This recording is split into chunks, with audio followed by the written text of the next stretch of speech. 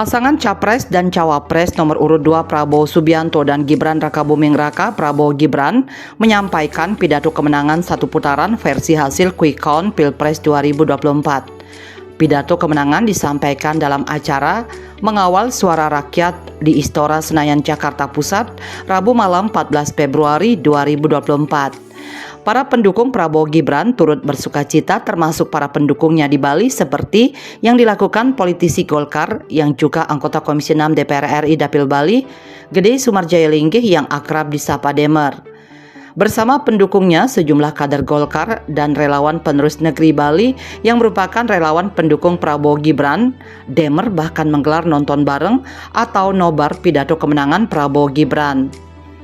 Ditemui usai acara nobar, Demer menanggapi pidato Prabowo Subianto yang menyampaikan terima kasih kepada semua presiden yang memiliki jasa besar terhadap Indonesia di era kepemimpinannya masing-masing dan kepada anak-anak muda yang telah berkontribusi menyumbangkan suara mereka sehingga memenangkan paslon Prabowo Gibran untuk sementara di versi quick count.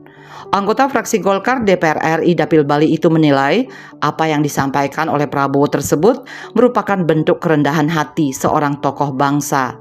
Ketua DPP Partai Golkar bidang pemenangan pemilu wilayah Bali, NTB, dan NTT itu juga mengaku salut ketika Prabowo meminta kepada para pendukungnya untuk tidak sombong dan jumawa atas pencapaian tersebut.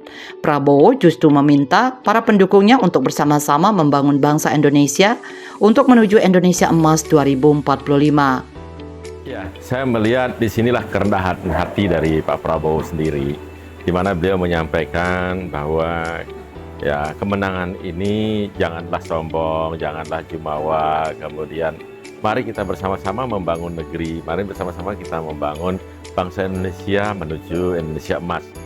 Yang membuat Demer lebih terkesan lagi adalah pidato yang disampaikan oleh Cawapres nomor urut 2 Gibran Rakabuming Raka saat meminta maaf karena tidak bisa berjuang bersama-sama di seluruh pelosok negeri.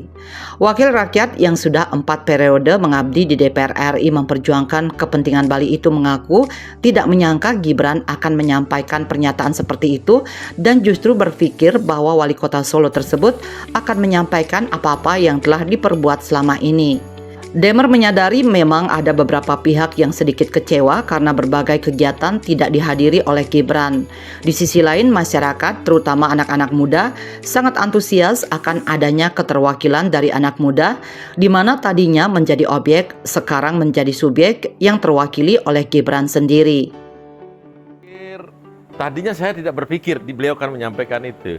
Tadinya mungkin berpikir akan menyampaikan apa-apa yang telah dia lakukan, apa-apa yang telah dia perbuat selama ini, tapi ternyata beliau menyampaikan hal-hal yang tidak saya sangka-sangka, yaitu banyak yang memang sedikit kecewa dengan berbagai kegiatan yang tidak dihadiri oleh beliau, sementara masyarakat sangat antusias, terutamanya kaum muda sangat antusias akan adanya keterwakilan dari anak muda, di mana tadinya adalah menjadi objek, kemudian sekarang menjadi subjek yang terwakili oleh Mas Gibran. Menurut Demer, pidato yang disampaikan Prabowo dan Gibran tersebut merupakan penyejuk dari kondisi kontestasi sebelumnya yang beberapa kali memang sempat memanas, bahkan di masa tenang pun masih memanas dengan munculnya film dokumenter Dirty Food.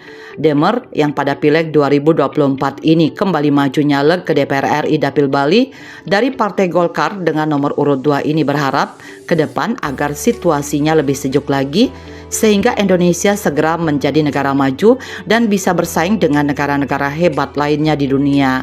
Terkait apresiasi Gibran kepada anak muda Indonesia yang turut mengantarkan kemenangan Prabowo Gibran, politisi senior Golkar asal Desa Tajun, Kecamatan Kubu Tambahan, Kabupaten Buleleng itu mengatakan lebih lanjut, sebelumnya memang peran dari anak-anak muda ini tidak dianggap. Namun faktanya anak-anak muda sekarang ini jauh lebih cerdas dan pintar karena penguasaan di bidang digitalisasi, selain juga faktor pendidikan yang memadai. Oleh karena itu, Demer meyakini bahwa kepintaran dan kecerdasan Gibran sudah menyamai kaum yang lebih senior. Saya lihat itu karena itu digitalisasi. Kalau dulu tidak mungkin terjadi karena belum ada digitalisasi, dan anak muda sekarang sepatutnya mendapat peran yang lebih baik lagi, karena ke depan pastikan mereka akan terus bertambah lebih cerdas, karena soal pendidikan mereka lebih ke global, dan juga soal kecerdasan mereka sudah mempunyai gizi menjaga kesehatan lebih baik daripada generasi-generasi sebelumnya. Nomor 2 Torang Gas.